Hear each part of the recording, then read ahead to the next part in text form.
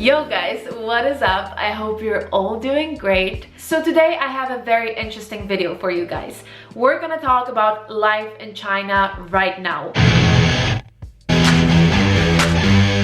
Are things back to normal? What is it like to live in China right now? And since I'm not in China myself, well, I've been stuck in Denmark for the past 2 months, I chose to talk to someone who is in fact in China, in Shanghai. One of my favorite YouTubers, DETTMAR. Some of you might know him as Shanghai vlogger. He makes amazing videos about China and life in Shanghai, my beloved city. But when you're here, it's all about... Maunus was kind enough to agree to talk to me and explain everything about living in China right now, how things change. I also got a chance to ask him why he even ended up in China in the first place and why he chooses to stay in China. People have a very old view of China. China is the most modern country in the world. So yeah, keep watching if you want to find out. Let me start by asking you, is life in China back to normal now? Life in China right now is pretty much back to normal with a twist. When we are walking into our office building, or when we're going to a restaurant, or when I'm going into the gym, wherever I'm going, you have to check the temperature and you have to show your QR health code everywhere. And what that means is basically that they check your temperature, it takes 1 second, and then the QR code you have in either Alipay or WeChat Pay, you just show that you are green, basically, that you haven't had corona, that you've been sitting in quarantine, you haven't left the country, and some other factors as well. So more than that, like I'm walking on the streets here in Shanghai, like normal, I'm skating around, I'm going to restaurants, I'm going to gym, everything is pretty much back to normal. You can feel a sense of like calmness on the street because everybody's wearing a mask. From you guys that have been to China know that like Shanghai is a crazy city. There's like people screaming all the time. There's a lot of traffic. There's a lot of things going on. But now it's a little bit calmer and everybody, I kid you not, everybody, even dogs and cats are wearing masks right now. Do you think it's calm because people left the city or people are still scared to go outside? Or is it just like, I don't know, happiness? People are happy, so they're staying more calm. I think it's a combination. I mean, you still hear a lot about people like staying home. They're not going to restaurants. They're not going to like big public places because they don't want to be surrounded by too many people. So that's one thing that's makes the city a little bit more calm. Mm-hmm. I don't think, like, of course, a lot of people, a lot of foreigners haven't come back because they can't come back right now to China.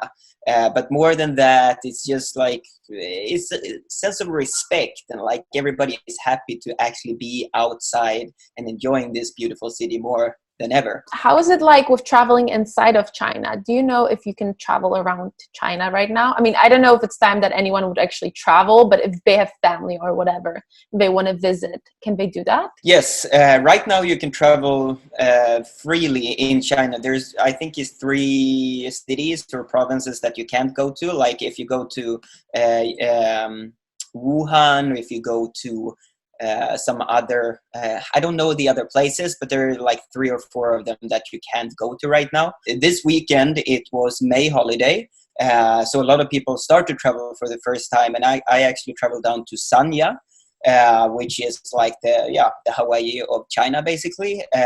And it was no problem. We traveled from Hongqiao here in Shanghai. And when you get there, you have to check your temperature like 3-4 times. You have to show your QR code. You have to fill in some documents to say where you have been for the last 40 days. It's not only for the last 14 days, so it's the last 40 days. And write certain things like, have you been coughing, have you been sneezing, have you had any like diseases, stuff like that. But it's a basic health declaration. To go back to what you said in the beginning, to explain to those who are not maybe familiar with the whole system of QR codes, you said that everyone has a QR code. You can be green or red, right? Like how does it work? Is it an app that you have? Yeah. Or yeah, exactly. So what happens is that here in China, when you're living here or even traveling here, you should use either WeChat or Alipay. And WeChat is basically the WhatsApp of China. So in that app, you can both, of course, text people, but you can also pay with it. And in that, you can also scan QR codes. So, for example, when you're traveling, when we now travel to Sanya, we have to scan with WeChat, and then you have to fill in like where you have been, where you come from, your passport number and stuff like that. And after that, it shows that you get a green QR code, which says that you have not been in any risk countries, you have not been to any risk cities and stuff like that. So then you can travel freely within China. Alipay is the same thing. Alipay is just for payment. But there you have like a health code, and that's what I usually show when I go, for example, into my office building or into the gym or stuff like that. Then I always show that. So that's like a green QR code that I have because I've been in China for it's around 2 months now. I've not been infected by any viruses because, I actually checked. I got checked when I traveled into China a couple of months ago.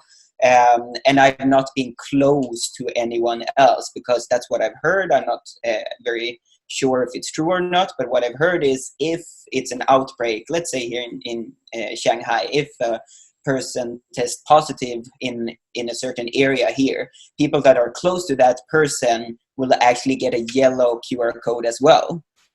Because they don't want it to be spread. And if you get a yellow code, you might not be able to travel. You might not be able to go into certain buildings and stuff like that. But that I've not experienced, and that I have no friends that have experienced either. So I can't say very much more of that. But as long as I'm green, I'm happy, and I just can travel and do basically whatever I want. I can't go outside of China, but I can't come back in right now. Maybe you can sort of say a few words about how you actually ended up in China. I'll do a long version short. When I finished high school, I traveled all over the world. I lived in Mexico, I lived in Colombia, and then I lived in Beijing. And this was 2010. For those that are really quick with math, can calculate how old I am right now. So back then, I traveled to Beijing with no plans whatsoever. I just wanted to experience Beijing. And I traveled there with my high school like a couple of years earlier. But I just traveled there and like, okay, let's see what I can build here. So I found an apartment. I started to study some Chinese, and I got an English teaching job. That's a very common job here in China. Yeah. So that's my first experience. And then I was like, I really, really loved it. I mean, Beijing, that time with those people, I spent so much time with Mexican people, and I freaking love them. And they really made me love this country. It's kind of a weird mix, but that's just how it is. So since then, I'm like, okay, I wanted to do something here. I went to university back home in Sweden, spent 1 semester here in Beijing again, Beijing Technology and Business University. Don't recommend anyone to study there, but yeah, it was fun. And then I started to do my professional career back home in Sweden. But I always had this like idea that I wanted to do something in China. I didn't really know what, I didn't really know where, but I wanted to do something in China because China have given me so much experience, so much positive things in life. So I wanted to do something. So after 3 years, I asked if I could be moved to China from my company back then called Deloitte. But they said you had to wait a couple of years and then you can go there for like 2-3 months and try it. And I was like, no, I don't want to do that. So I just quit, bought a one-way ticket, and ended up in Shanghai. And I did end up in Shanghai because I have one friend here that had an extra room in his apartment. So he was like, yeah, you can come here, stay for a while. If you like it, then stay. If you don't like it, go home after a few months. What you have to consider, like, even though I've lived all over the world and done a lot of things, I come from a small fishing village in Sweden. We have 4,000 people in my city. Wow. It's on the coast side. It's a very calm city. Nothing ever happens there. It was like one car that got stolen like 10 years ago. That's it. And then you come here to this huge city with like 25 million people. That's like the cliche thing is that Shanghai or New York is the city that never sleeps, and Shanghai is the city that doesn't even sit down. And when I come here and can experience that, and like, okay, now I'm going to start my own company in this amazing city, that was very overwhelming for me. So I didn't know where to start. I didn't know anyone. I was like, okay, what do I do? So I have a place to live, and it's very, very good. I have 2 friends, actually, one friend that I live with and one friend that had a company here already. So I was like, okay, let's build a network. So in the beginning, I was out like networking like crazy, get to know like whatever event it was, whatever party it was, whatever like things that made me know more people. I just went out, like just network. But after some time, you get to like, you have to do something. You have to make a living out of yourself. You can't just like party and get to know people, right? But wait, so that's why I started a company. Basically, you just moved to Shanghai, you bought one-way ticket, and you didn't have any job line up. So you totally just went for it. Yeah, totally just went for it. That's crazy. And I got it's really brave or foolish. It's a very fine line there between. I can tell you it was kind of difficult to tell your parents that, okay, I'll throw away my finance career because I wanted to do something that I didn't really know about in China. So that was a big struggle. But when I got here, I was like, okay, let's earn some money. So I started my own company here, which is very difficult to do. It's absolutely possible. And now I help a lot of people start companies here. So since I had the experience, I helped a lot of people do that. But anyways, I started that and started to do consultancy work for Swedish companies, because the Swedish communities are it's very close. So I started to do consultancy work similar to what I did as a management consultant. I started to do for Swedish companies. And then eventually a blockchain company found me. So I worked for a blockchain company for 1.5 years. And then last year I quit. And now I do 3 things. I help a wealth management firm in Switzerland with the blockchain project. I source product from China. And I have a YouTube channel called DETTMAR. So for you that don't know who I am, my name is Magnus DETTMAR. I live and work here in Shanghai, China for a couple of years. Your story is basically what I feel like I need to hear right now in life, that there are people who just dare to, throw everything, their career, and just like go for it. I know, I just find it very inspiring. I think a lot of people will find it inspiring as well, because not everyone dares to do that, When I say it quick like this, it feels so easy to do, right? But I studied 4 years, and it was tens of thousands of people that was fighting for the job that I had. And I worked my ass off to buy an apartment in Stockholm and everything. So in many eyes, I had like the perfect Swedish life. Like live in the biggest city, work at fancy firm, have an apartment. Like for many people and that was my dream as well. But eventually that dream, I found out that I had the wrong dream. And I think the faster you throw in the dices, the easier it is to follow your dream. So if you start to think about it too much, you will build up all these things that make you not follow your dream. I mean, it made no sense, the decision that I made back then. But now everything makes sense, and now I can connect the dots. Like I did this because of that, I did this because of that, and eventually I ended up here, and I'm very far from done. But I think it's very important to act fast when you have some thoughts or some willingness in life, instead of just like thinking about it too much. So you said that it was difficult to tell your parents, your family, that you're leaving everything and you're going to China. And something that I've experienced is that a lot of people don't necessarily understand why China. I think if you would tell people I'm going to California, everyone would be like, yeah, sure. But China, for a lot of people, it's like, why? Did you ever get those questions? Why China? Absolutely, super many times. And whatever decisions I've made since I moved from home, it's always my mom start to cry and my dad asks me why I'm doing this. Because I mean, to be honest, Sweden is like a perfect country in many people's eyes. We have a very safe environment. You can have a great career and everything like that. And then you're going to what they see as a third world country and to do some crazy stuff. And as you say, like America is something that if you go there, if you go to the States and become nothing against bartender, but if you become a bartender in New York, everybody will hail you like you're a god. But if you're going to China and work as an English teacher, people are like, oh, you're just having that phase, right? You just want to experience the Asian culture. And then, yeah. And people have a very old view of China.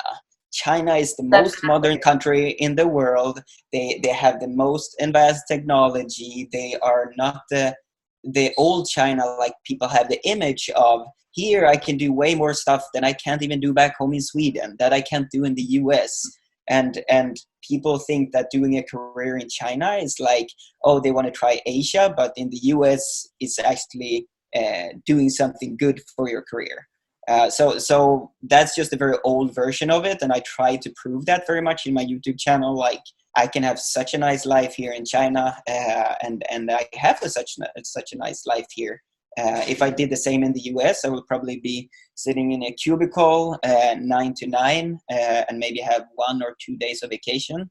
And here I'm very much free. Yeah, I found it really interesting that so many people don't understand that, you know, or I understand that you don't understand what you don't know, blah, blah, but people also don't want to listen. I mean, I also have the dream of moving to the US. Like that's what we've been fed as Swedes our whole life, like make it big in America, or the like life goal is to move to the US because then you have succeeded. And maybe I will end up there. I can't decide if I'm going to stay here for my whole life or not, but I don't think you should look down on the people that move to China, because this is way more challenging than going to the US. Yeah, I mean, I grew up in Denmark, so we're basically neighbors. And, you know, when I was young, I also always wanted to move to New York. And I guess that's like the typical dream here, right? But then eventually when I went to Shanghai for the first time, I was like 18, 19. I was like, whoa, I didn't even know the city existed. And that's the problem, I think, also. A lot of the time, people just don't know how Chinese cities look like. They don't know much about life in China. They have this certain perception that is so far from the truth, right? Absolutely. But that's what I also love about it. It's like, I don't know, going to the internet in the 90s. There's so much fun stuff you can find here that no one else has experienced. No one else has shown the world. And now we start to see it more and more. You go to cities here in China that has like the most amazing bridges, the most amazing skylines. Like I went to this city called Chongqing. That sounds like a fake freaking city. When I came there, I realized that Shanghai skyline is kind of small. Like you kind of see that there's so many skylines in China that are so huge, so spectacular, so amazing, that the Shanghai skyline just like it's not representative of the whole country. And in Chongqing they have the opera house that's filled with LED lights. Like the opera house in Sydney is like nothing compared to it, but no one has shown it to the world. No one has like marketed as good as the Western countries have. And that's what I find super fascinating. You can come to places here in China now, show it to the rest of the world, and everybody's like, where is this place? So beside the surprise factor and all that, what is it that you like the most about living in China or living in Shanghai? Because I also feel like that's different, right? I mean, obviously China is huge and cities are so different. I love living in Shanghai. That I have to say. I don't think I would love to live in a small village of like 2 million people, as it is here in China. I don't think I will do that, because right now I like the life here where you can, like last night I went out for dinner and I had like 6 dumplings for like 10 RMB. And then last week I went to a fancy restaurant called Mr. and Mrs. Bun, where you have like 5-course dinners and bubbles, and you have the view over the Bund. And those contrasts are still something that I really much appreciate in life, because of course I love luxuries, no question about that. But if you don't have like a reality check where you go and eat those cheap things, when you're walking on the street, see the normal people, when you're getting like balanced out to zero normal, then I don't appreciate the most incredible things. And that's what I love about this. This city is absolutely the city of contrasts. And I love to live like this. Yeah, that's what I always said about Shanghai, the city of contrast. And that's probably the best thing about this city. Shanghai really is one of the best cities ever. And I think more people should know that. Absolutely. They can watch your vlogs to find out. That's what exactly. I do now. I watch your vlogs because I miss living in Shanghai. So what would you say are the biggest misconceptions about China? The biggest misconception about China is probably that it's very like first of all, a third world country. Second of all, that it's very like old and not so modern. People have the misconception that China is super cheap, and people have the misconception of like there's no freedom in China. So that's not just one misconception, but the main thing I think is that it's a very like not as modern as it is. Because here I travel around in China, I don't even know where my wallet is, because you don't use it. You use your phone for everything. I order food at home. I use my phone for like traveling with DD, or I use it to book tickets. I use my phone for everything that I can't do back home. So it's super duper modern in that way. So that I think is that it's a very, very way more modern than people think it is. And it's way more free than people think it is. Yeah, I agree. I think those two things are probably the biggest misconceptions. That's true. What would be your best advice to someone who wants to move to China? Well, first of all, just go. Travel here on a tourist visa or travel here on a student visa and just experience China for a few months and find out what you want to do here. Because when you're sitting back home, you have the conception of whatever city you're traveling to is going to be in one way, and the people is going to be in one way, and my life is going to be in one way. When you get here, that will totally change. And keep an open mind there and let it change you, because I'm not the same person now as I was like 2.5 years ago, 3 years ago when I traveled here. Totally different person. Like, this city has really shaped me. This country has really shaped me. Tell yourself, like, I'll give it 3 months, all in, get to know as many people as possible, do all the fun stuff, all the crazy stuff, all the ridiculous stuff that you do here, and then see if you really like it. Because China is not for everyone. I've a lot of friends that live here for two years and they hate it. They absolutely hate it because they don't want to adapt to the culture. They don't want to know the country. They don't want to do all those stuff. But for me, I've always been a little bit curious about the craziness. I've always been curious. I've always tried to learn a little. I'm not fluent in Chinese, but I'm getting there. And I've always been like hungry for getting to know the culture, getting to know the people, getting to know the crazy things that happens here. When I see something like funny thing happen on the street, like someone is getting a haircut or whatever on the street, that's something that like really makes a sparkle in my day. I can't understand why, but when it's a little bit of like, there's Leonard Cohen's quote that's like, there's a crack in everything, that's where the light comes in. I love that quote because when everything is perfect, when everything is perfect, like back home, then it's like, it's just normal. But here it's always something that's it's boring. It gets really boring. But here, every day I really feel alive in the city. And there's only a few cities in the world that I really feel alive, and Shanghai is absolutely one of them. I hope you guys liked the video. I hope it was interesting for you. Don't forget to check out Magnus's channel. As I said, he makes amazing vlogs about life in Shanghai right now. And if you have any suggestions to who I should talk to next, let me know in the comments section, and I hopefully see you soon.